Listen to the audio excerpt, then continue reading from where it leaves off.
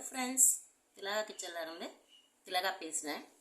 ஆடிப்புறம் வருது இல்லைங்களா, அதுக்கு நம்ம வளையல் மாலை எப்படி செய்யலாம் அப்படின்னு பார்க்கலாம். நான் வளையல் வாங்கி வச்சுருக்கேன். கலர் கலராக வாங்கி வச்சுருந்தா நல்லாயிருக்கும். அதனால 5 கலர் வாங்கி வச்சுருக்கேன். இதை நம்ம எப்படி வளையல் மாலை பண்ணலாம் அப்படின்றத பார்க்கலாம். ஃபஸ்ட்டு நல்லா திக்கான ஒரு நூல் எடுத்துக்கோங்க. நம்ம இந்த மாதிரி சாமிக்குன்னு செய்யும்போது அன்றைக்கி மஞ்சள் நினச்சி நூலில் நல்லா தடவி அந்த மாதிரி பண்ணிக்கலாம். நான் இப்போ உங்களுக்கு வீடியோக்காக காமிக்கிறேன். நல்ல திக்கான நூலாக எடுத்துக்கலாம். ஃபஸ்ட்டு உங்களுக்கு எந்த அளவு வேணுமோ அந்த அளவு கட் பண்ணிக்கோங்க.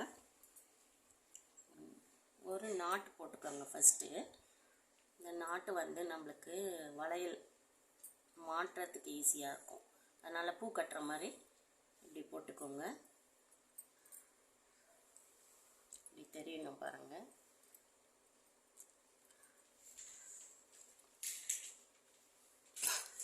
இந்த மாதிரி ஃபஸ்ட்டு ஒரு நாட் போட்டுக்கோங்க நல்லா டைட்டாக. இது நம்ம வளையல் தொங்க விடுறதுக்காக ஈஸியாக இருக்கும்.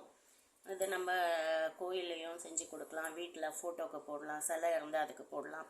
அப்போ அந்த மாதிரி போடும்போது கோக்கிறதுக்காக ஈஸியாக இருக்கும். அதனால் இந்த நாட் போட்டுக்கிறேன். நல்லா டைட்டாக போட்டுக்கோங்க இந்த நாட்டு. இப்போ ஒரு வளையலும் நம்ம மிக்ஸ் பண்ணி கட்டலாம். கலர் நல்லாயிருக்கும். நல்லா டைட்டாக இப்படி பிடிச்சிக்கோங்க. ஒரு வளையல் எடுத்துக்கிறேன். நூல் கீழே இருக்குது. இதை மேலே கொண்டு வந்துடுறேன். ஃபஸ்ட்டு போடும்போது கொஞ்சம் டைட்டாக போட்டுக்கலாம். ஃபஸ்ட்டு வளையல் இல்லைங்களா, அதனால் ஒரு முடிச்சு போட்டுக்கலாம். ஃபஸ்ட்டு வளையல் நல்லா டைட்டாக போட்டு ஃபஸ்ட்டு டைட்டாக நம்ம கட்டும்போது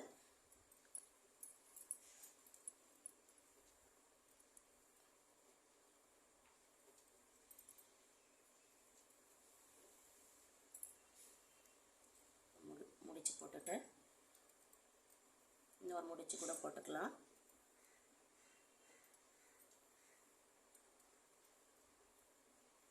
நூல் லென்த்தாக இருக்கிறதுனால சிக்காவாத மாதிரி பார்த்துக்கணும். இன்னொரு முடிச்சு இப்படி கொண்டு போட்டுக்கலாம்.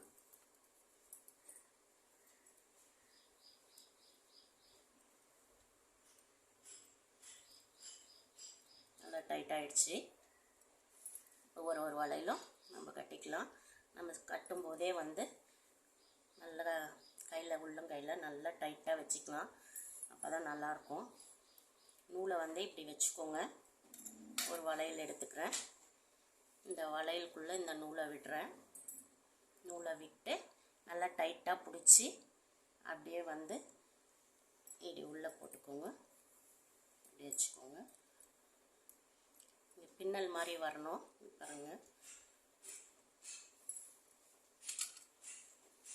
வளையல் வச்சிருக்க மேலே நூல் எடுத்துக்கிறேன்.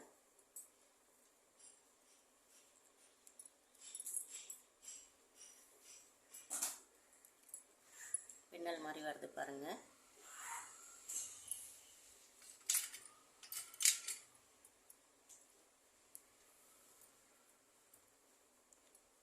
ஒரு 2-3 வாட்டி கட்ட பழகிட்டிங்கன்னா ஈஸியாக வரும்.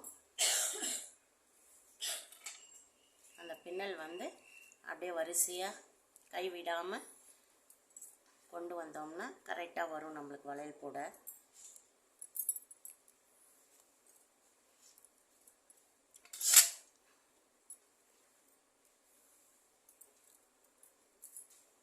ஆடி மாதத்தில் ஆடிப்பெருக்கு, ஆடிப்பூரம், வரலட்சுமி பூஜை, இந்த ஆடி மாதம் முடியறதுக்குள்ளே நம்ம இந்த மாதிரி 9 சுமங்கலி பெண்களுக்கு வளையல், தாலி, குங்குமம், மஞ்சள் இதெல்லாம் கொடுக்கும்போது நம்ம குடும்பத்துக்கும் நல்லது, நம்மளுக்கும் நல்லது.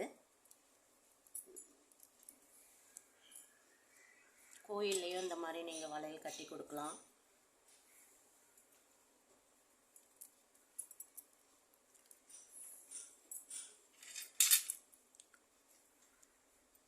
ரொம்ப ஈஸியான இதுதான் இது.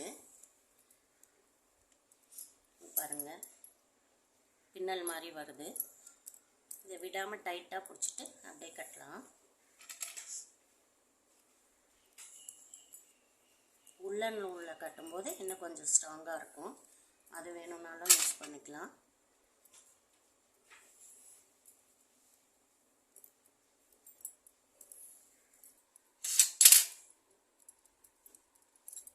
நிறைய ஆன உடனே கை பிடிக்க முடியாது, கீழே வச்சுட்டு கட்டிக்கலாம்.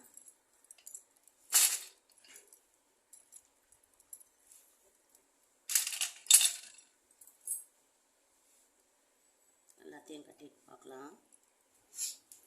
பாருங்கள், வளையல் மாலை கட்டி வச்சு லாஸ்ட்டாக முடிக்கும் போது இந்த இடத்துல ஒரு 2 முடிச்சு போட்டுக்கோங்க. நல்லா கிரிப்பாக இருக்கும். நம்மளுக்கு தேவையான சைஸில் இன்னும் எவ்வளோ வளையல் வேணுமோ நான் லாஸ்ட்டில் முடிக்கும்போது ஒத்தப்படையில் முடித்து அம்மன் ஃபோட்டோவுக்கு, சிலைக்கு, எதுக்கு வேணால் போடலாம். உங்கள் வேண்டுதலையும் வச்சு போடுங்க. கட்டாயம் ஆடி மாதம் வேண்டுதல் வச்சு போட்டிங்கன்னா நினச்சது நடக்கும். இந்த வளையல் மாலை எப்படி இருக்குன்னு பாருங்கள்.